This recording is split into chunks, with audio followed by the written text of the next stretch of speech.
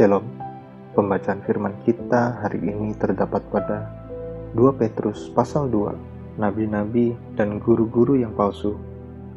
Sebagaimana nabi-nabi palsu dahulu tampil di tengah-tengah umat Allah, demikian pula di antara kamu akan ada guru-guru palsu. Mereka akan memasukkan pengajaran-pengajaran sesat yang membinasakan. Bahkan mereka akan menyangkal penguasa yang telah menebus mereka, dan dengan jalan demikian segera mendatangkan kebinasaan atas diri mereka. Banyak orang akan mengikuti cara hidup mereka yang dikuasai hawa nafsu, dan karena mereka jalan kebenaran akan dihujat.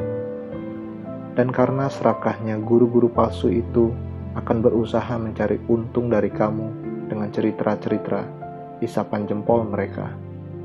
Tetapi untuk perbuatan mereka itu, hukuman telah lama tersedia, dan kebinasaan tidak akan tertunda.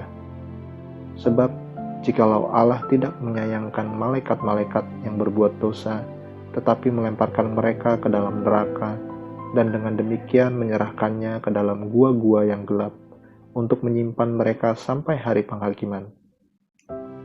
Dan jikalau Allah tidak menyayangkan dunia purba, tetapi hanya menyelamatkanmu, pemberita kebenaran itu, dengan 7 orang lain, ketika ia mendatangkan air bah atas dunia orang-orang yang fasik. Dan jikalau Allah membinasakan kota Sodom dan Gomora dengan api, dan dengan demikian memusnahkannya dan menjadikannya suatu peringatan untuk mereka yang hidup fasik di masa-masa kemudian.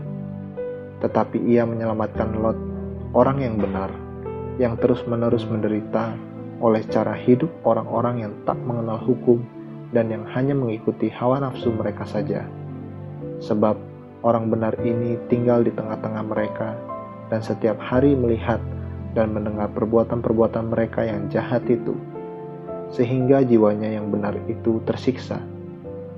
Maka nyata bahwa Tuhan tahu menyelamatkan orang-orang saleh dari pencobaan dan tahu menyimpan orang-orang jahat untuk disiksa pada hari penghakiman,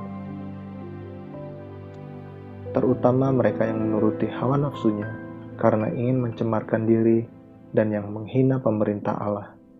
Mereka begitu berani dan angkuh, sehingga tidak segan-segan menghujat kemuliaan. Padahal malaikat-malaikat sendiri, yang sekalipun lebih kuat dan lebih berkuasa daripada mereka, tidak memakai kata-kata hujat, kalau malaikat-malaikat menuntut hukuman atas mereka di hadapan Allah. Tetapi mereka itu sama dengan hewan yang tidak berakal, sama dengan binatang yang hanya dilahirkan untuk ditangkap dan dimusnahkan. Mereka menghujat apa yang tidak mereka ketahui, sehingga oleh perbuatan mereka yang jahat, mereka sendiri akan binasa seperti binatang liar, dan akan mengalami nasib yang buruk sebagai upah kejahatan mereka. Berfoya-foya pada siang hari, mereka anggap kenikmatan. Mereka adalah kotoran dan noda, yang mabuk dalam hawa nafsu mereka kalau mereka duduk makan minum bersama-sama dengan kamu.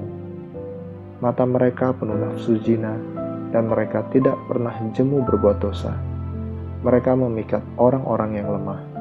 Hati mereka telah terlatih dalam keserakahan. Mereka adalah orang-orang yang terkutuk. Oleh karena mereka telah meninggalkan jalan yang benar, maka tersesatlah mereka, lalu mengikuti jalan Bileam, anak Beor, yang suka menerima upah untuk perbuatan-perbuatan yang jahat. Tetapi Bileam beroleh peringatan keras untuk kejahatannya, sebab keledai beban yang bisu berbicara dengan suara manusia, dan mencegah kebebalan nabi itu. Guru-guru palsu itu adalah seperti mata air yang kering, seperti kabut yang dihalaukan taufan. Bagi mereka telah tersedia tempat dalam kegelapan yang paling dahsyat. Tetapi mereka mengucapkan kata-kata yang congkak dan hampa, dan mempergunakan hawa nafsu cabul untuk memikat orang-orang yang baru saja melepaskan diri dari mereka yang hidup dalam kesesatan. Mereka menjanjikan kemerdekaan kepada orang lain, padahal mereka sendiri adalah hamba-hamba kebinasaan. Karena siapa yang dikalahkan orang, ia adalah hamba orang itu.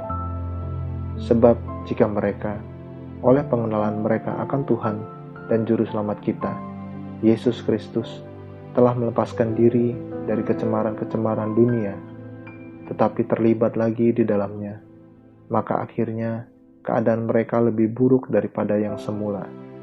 Karena itu, bagi mereka adalah lebih baik jika mereka tidak pernah mengenal jalan kebenaran daripada mengenalnya, tetapi kemudian berbalik dari perintah kudus yang disampaikan kepada mereka.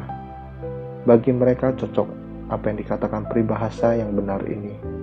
Anjing kembali lagi ke muntahnya, dan babi yang mandi kembali lagi ke kubangannya. Amin. Terus baca firman-Nya, renungkan dan lakukan dalam kehidupan kita. Tuhan Yesus memberkati.